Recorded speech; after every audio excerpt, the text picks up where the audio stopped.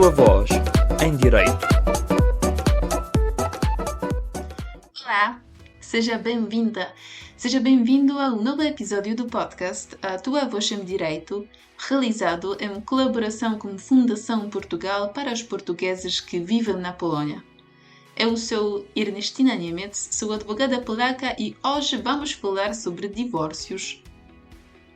No caso dos casais polaco-portugueses, o fator de ligação mais comum que determina a competência dos tribunais polacos é o último local de residência habitual de ambos os cônjuges, a menos que um deles ainda aí reside. Do mesmo modo, a lei aplicável será a lei do Estado em que os cônjuges tiveram a sua última residência habitual, a menos que um deles ainda tenha aí a sua residência habitual ao apresentar uma ação judicial de divórcio. Quais são os elementos que o tribunal decide numa sentença de divórcio? O tribunal declara que o divórcio foi decidido com ou sem atribuição de culpa de ambos ou de um dos cônjuges.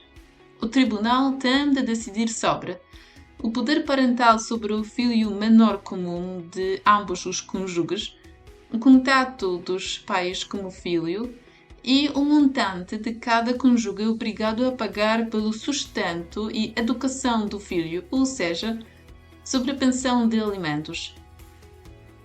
Relativamente ao poder parental, contatos ou pensão de alimentos, vamos realizar episódios separados. De acordo com as instruções da Justiça e da prática judicial, o Tribunal é obrigado a esclarecer quais foram as causas da ruptura do casamento, ou seja, quais as circunstâncias que a provocaram. O esclarecimento destas circunstâncias é necessário, em primeiro lugar, para avaliar a natureza e a extensão de ruptura conjugal nomeadamente do ponto de vista da sua permanência, que é uma condição necessária para a aceitação de divórcio. De acordo com as referidas instruções, sem uma clarificação das circunstâncias que deram origem à ruptura, não será possível decidir se e qual dos cônjuges é culpado da ruptura. Esta determinação é igualmente necessária nos casos em que ambas as partes optam por não atribuir a culpa, uma vez que tal posição das partes não dispensa o tribunal da obrigação de avaliar a ruptura do ponto de vista da sua integralidade e permanência, sendo que as duas condições devem ocorrer em conjunto. O que é que estas condições significam?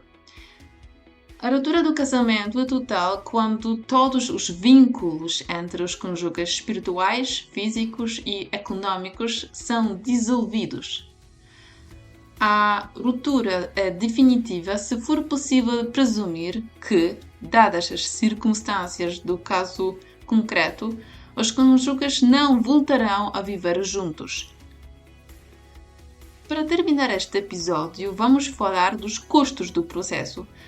Quais são as custas judiciais, ou seja, o que tem de ser pago para a conta bancária do tribunal para que este possa julgar o caso?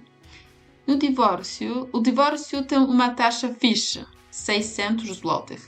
Um pedido de medidas cautelares, por exemplo, para contato com os filhos, deve ser apresentado na petição inicial, pois assim não está sujeito a uma taxa.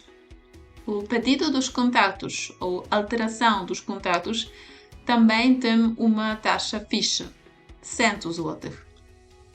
Convém recordar que estes não são todos os custos. Se, por exemplo, for necessário um parecer de peritos, por exemplo, de um psicólogo, este é um custo adicional, bem como o custo das traduções dos documentos que, uma vez que todos devem ser apresentados no processo judicial em polaco, Naturalmente, o honorário do advogado é também uma questão separada que deverá ser tomada em conta.